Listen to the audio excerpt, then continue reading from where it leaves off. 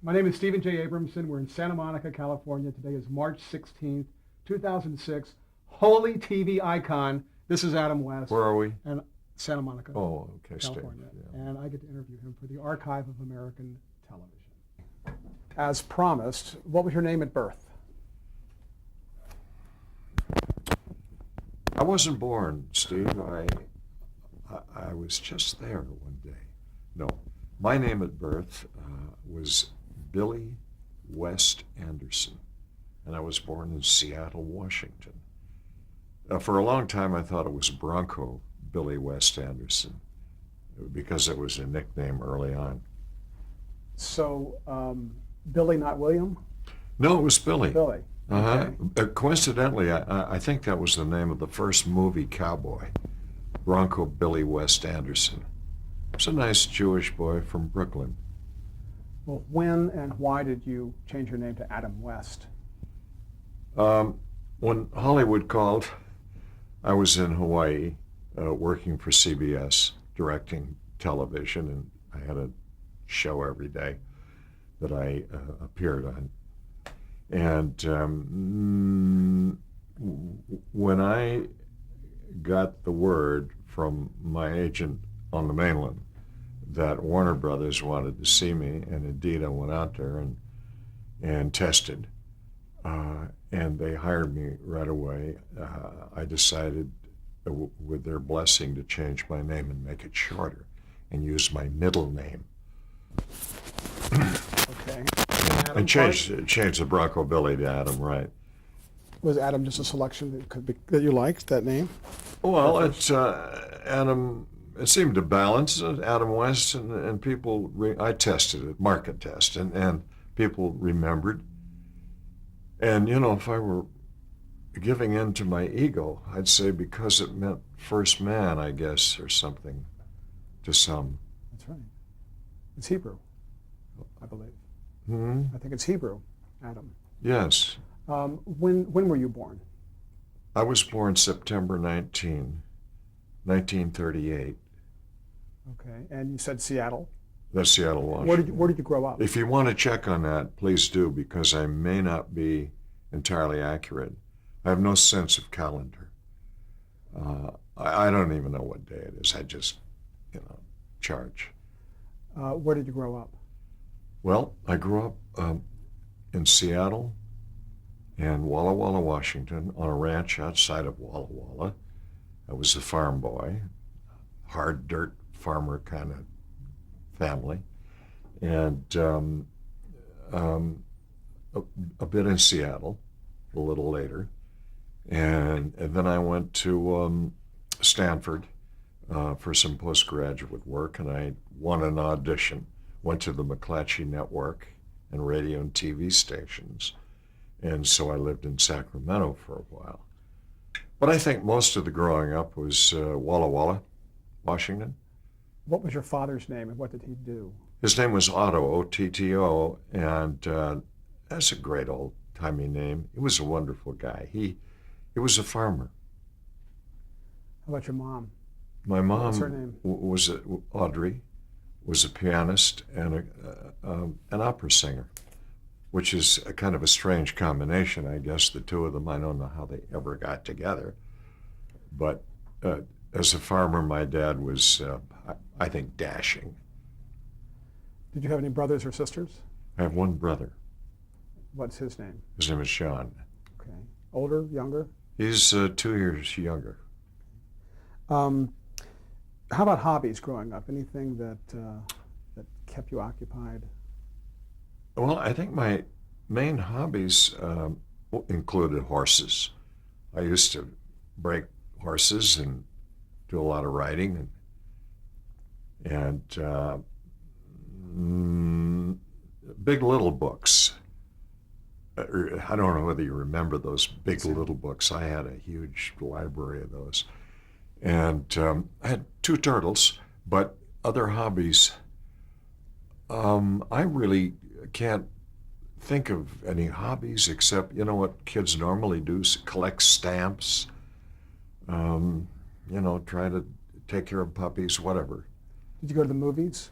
I went to the movies. It wasn't exactly a hobby, but I know it was a great influence in my life because my parents used to take me to the Roxy Theater in downtown Walla Walla and Saturday mornings, and my brother and I and our friends would sit there for 2 or 3 or 4 hours and watch cowboy movies and the serialized things like Flash Gordon and whatever. And I think early on that really impressed me that there was a bigger world out there than the one I was living in. Was there a time you remember growing up that you thought, this is what I want to be when I grow up? It just kind of happened, becoming an actor.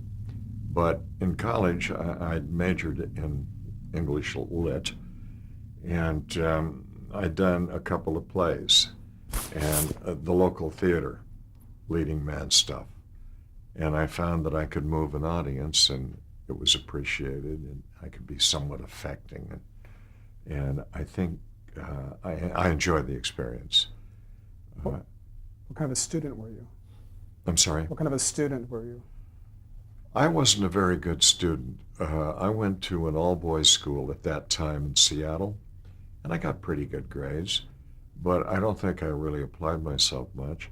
And then I went to Whitman College, where I got my BA back in Walla Walla before I went on to Stanford for a little postgraduate. And I wasn't really a very attentive student. I could have done a lot better. But I guess like some people, it came fairly easy to me. And maybe I was a little spoiled. You know, you have regrets in your life, and I think one of them was that I didn't apply myself more in college. What was the boys' school was the high school you went to, essentially? Yes. What was the name of that? I went to a high school called Lakeside in Seattle, Washington. When you kind of caught it sounded like you kind of caught the bug as far as acting. Mm-hmm. At that time, were you thinking this could be a career? I mean, did it kind of lead naturally from that to your experience in Hawaii? What happened as far as the acting, in my senior year in college, I worked for a local radio station, you know, doing everything, sweeping the floor, the Sunday morning religious shows, disc jockey stuff, news, and I enjoyed it. And I found that I was pretty good at it. And then I got into TV and became at Stanford and became the station manager there. And then I went to television from Stanford. I got a job. And one thing led to another. And I still did, you know, theater on the side in the evenings. I caught the bug. When you studied acting, it was, I mean, you studied acting in college. Did you actually have acting courses, or just was it maybe an extracurricular thing? I really didn't study acting until I had a career going in Hollywood. And at that point, I spent a year or so in scenes, doing scenes at the Actors Studio West. But I think my learning process came mostly from just doing it. When I wanted a contract at Warner Brothers, I was given a show every week, a guest spot on TV. Then I did a picture with Paul Newman and different things. But it was such a challenge for me as a young actor to work with all those people and have a different role every week or so, that I think that was the learning experience, yeah. What was your first awareness of television? Do you remember any particular show or type of thing that you saw when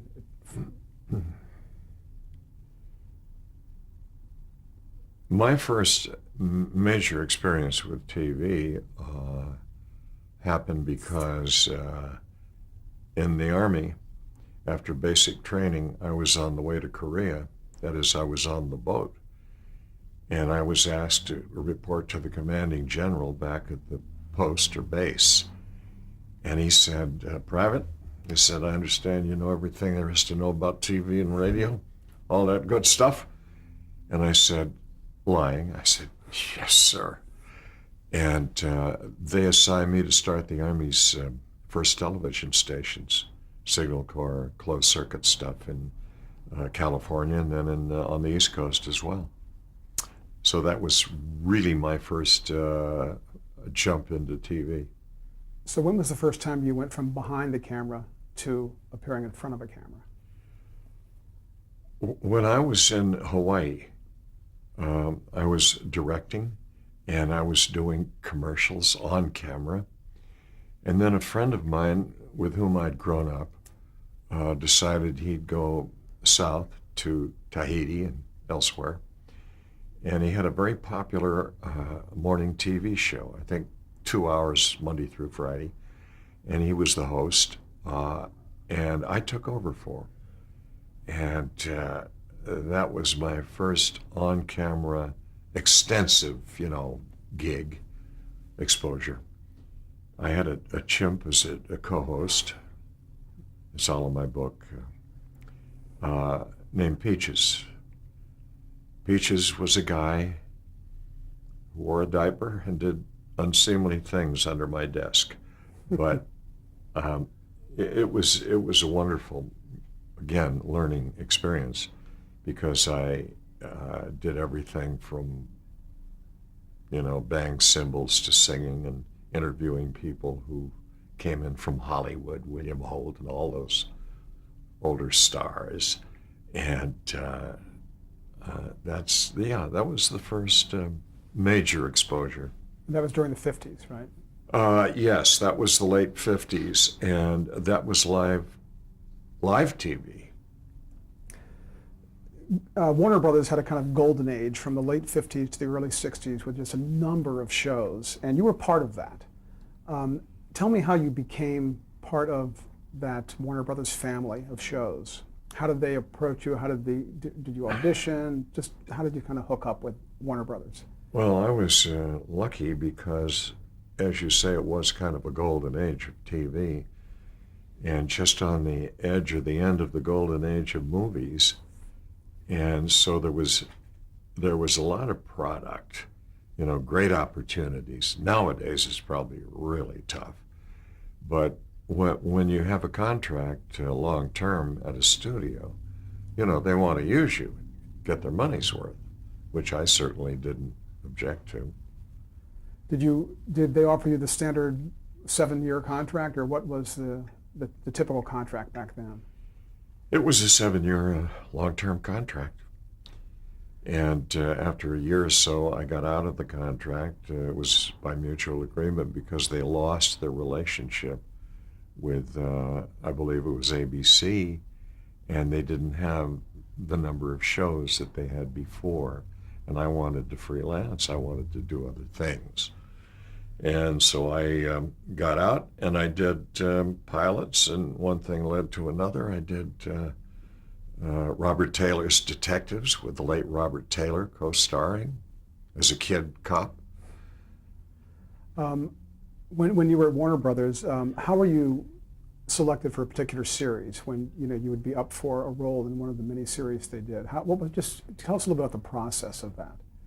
I think in the beginning, the process for getting cast or selected to do a role in any one of their series, whether it was Maverick or Hawaiian Eye or whatever, in the beginning, I read scenes. I auditioned for the producers. And that was kind of curious because you do a scene for a producer on the first floor. Then if you're okay, you go up to the next floor and do a scene again. And if they loved it, you'd go to the top floors and do it for the head guys. And if they loved it, you got the role.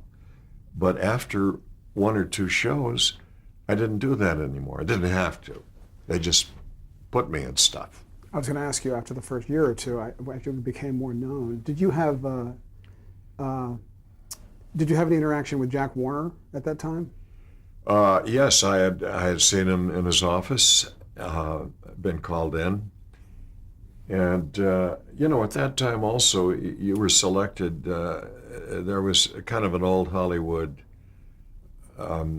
game in which people sometimes were brought in to challenge or make it a little uncomfortable for a leading man, so that if they were, they would think that, hey, I better settle down a little here because, this guy's coming up. And that happened, I think, with Roger Moore and with me. And like we were signed about the same day. Tell me about your working relationship with William T. Orr. Yeah, William T. Orr, Bill Orr, was a good guy. And as a matter of fact, the day I went to Warner's and was put under contract, I had to read a scene for a show called Colt 45. And the part was a sniveling cavalry deserter coward. And I read it and moved from one office up to another and another, and finally up to Bill Orr and Hugh Benson's office. And it was very colorful because I read the scene, my agent was there, and the moment I was through, Bill Orr got on the phone, or phones, plural. He had phones all over his desk.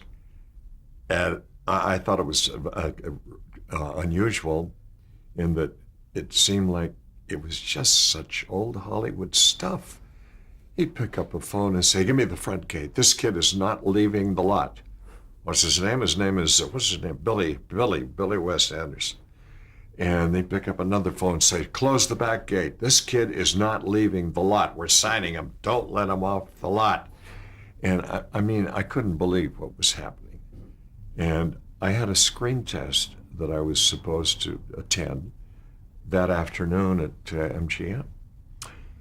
And I didn't want to miss that. I thought they were being very nice to test me, and I'd worked on the scene with an actress model.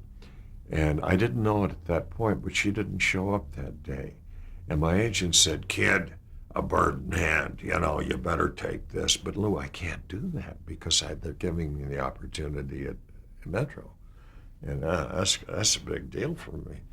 And he said, "No, a bird in hand, come on." And I said, "Well, Lou, if you can get the money that the others are getting or more than anyone is signed for, okay, bird in hand, whatever." And he went to a side room and started to negotiate. He was good. And I started at an enormous salary relative to others, $150 a week. Yes. Does that blow your mind? Well, I guess it went a bit further than. Well, it was a pretty good amount then, and then it went up quickly. That was part of the deal. But it was fun and colorful and interesting the way it happened. I'd like to go through some of the shows that you did at Warner Brothers, but I had one last question about when you first signed on with them. Was it relatively quick and simple when you were offered a contract, or did you have to go through a lot of hoops, a lot of auditions and things? When I was offered a contract, I don't mean to say that they just took a look at me and said, "This kid's, we can use him." I had to audition. That is, I had to read scenes and then keep doing the scene several times for others at the studio who were in charge. And then it was simple. They said they wanted me, and the agent made the deal. When you got the call to, let's say if you were doing a Cheyenne, and then down the road you might do a Sugarfoot or a Maverick, was it your agent who handled those calls, or was someone on the lot calling and arranging that? I mean, what was the process to kind of move from show to show? The lot, did the producers talk to your agent?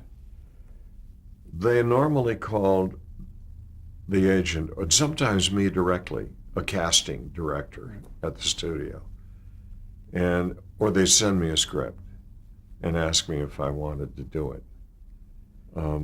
Usually they wanted me to want to do it, and I would have to be comfortable and say, "Okay, I'll do it." But it happened several ways. You know, the agent or a direct call to me or a casting director calling. There was a pool of actors, pool of directors that worked in a lot of those shows. Yeah. Did it have a feel of a repertory company or anything like that for you? Was there a sort of a familial feel to it? Where you bump into people and go, yeah, I just saw you on that show, you know, and or the director might have directed 3 different other shows that you were in. At that time at Warner's, we had almost a stock company of people that they were grooming, and also directors and writers. And those people on the lot who had access to or saw you every day or week could evaluate your performance and determine whether you might be right for one of their projects. And that's kind of the way it happened, word of mouth. Okay, I'm going to go through some of the titles of the shows, and feel free to make any comment, whether it be about. There you are. Yes. Oh, okay. I can sit Such up a a little voice out of somewhere. Yeah, Steve. And you can talk about the cast, the stars, the process, anything you want. Just you can pass if you want. Okay, this is like I'll bring up the subject and any memories you might have about that show. Okay. Okay, and this is in no particular order. Cheyenne, which starred Clint Walker. I did, I think, Cheyenne with Clint Walker once or twice. And I think I played bad guys. I don't remember too much about plots or incidents because you just did it. And then you put the script aside and looked at a new one. Sugarfoot, Will Hutchins. Sugarfoot, I think, with Will Hutchins was my second television show. And again, I came from playing on Colt 45, a sniveling cavalry deserter, to playing a Polish grand pianist in the Old West. Yeah, it was a fun change. And Will was a very nice guy. Will Hutchins and I, at one time after that show, decided to drive to Mexico and go to one of those health spas. And we did, and we just tore it up and had a great time. I guess one of the most iconic series was Maverick. What was that like, working with James Garner? I enjoyed Maverick. James Garner, of course, and Jack Kelly, the late Jack Kelly. And I played characters, I think, 3 times on Maverick. And one of them, the character was Doc Holliday, the deadly dentist.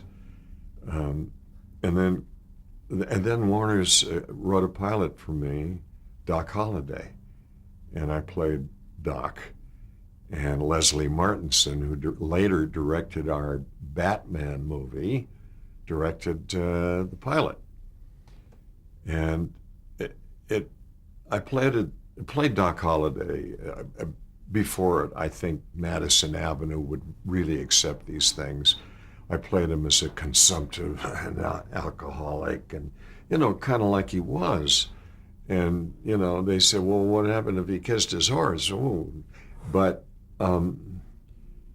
the Doc Holliday role I really enjoyed, and we worked very hard on that. As a matter of fact, Warner's loved the pilot and gave us more time than most pilots. And I remember Christmas Eve, we were working till after midnight. And Les Martinson, our director, and I love Les, he was a great guy. He was on his knees praying to the angels that we could finish. Oh, dear angels above, please. But Doc Holliday didn't sell. What about what was the set like at Maverick? I mean, it was a I guess they call it a dramedy today. It was a drama, but it had a lot of comedy in it. What was it like actually working on the set? It appeared to be lighthearted, but it wasn't that much fun or crazy on the set. It was very businesslike because at that time at Warner's, you really had to grind them out. And Jimmy Garner and Jack and all the others were very good.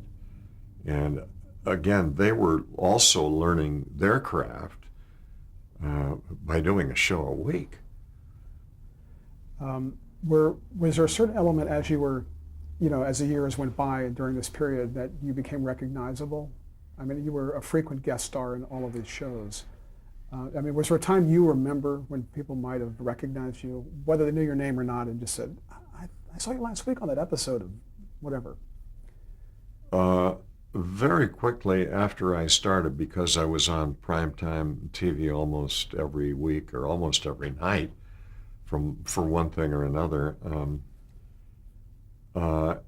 Yes, I was recognized because I think it's because I hung out in Hollywood and lived there, and at that time there were a lot of others in my situation or trying to get there, and we'd see each other in bars and whatever and watch each other's shows and have a little, open a keg or two and watch, and so I don't know, maybe I was recognized mostly by my peers, but then it began to happen on the street and airports or wherever. Did you shoot mainly at the Warner Brothers main lot, or at one of the satellite lot, or out in one of the ranches, or just depended on the show? I worked all of the Warner Brothers shows mainly at the main lot, and they had good facilities out in back, the back lot, a lake, and so on.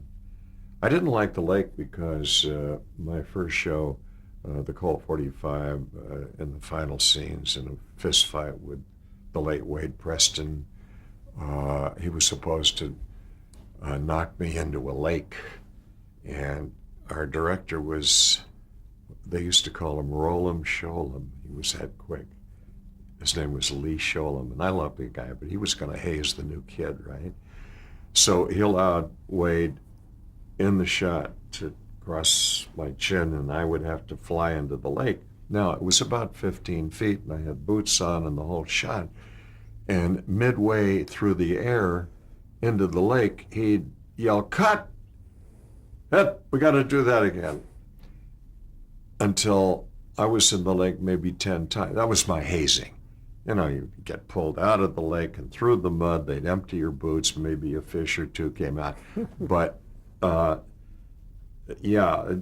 those days were fun too. It was kind of loose. Okay, we'll change tape.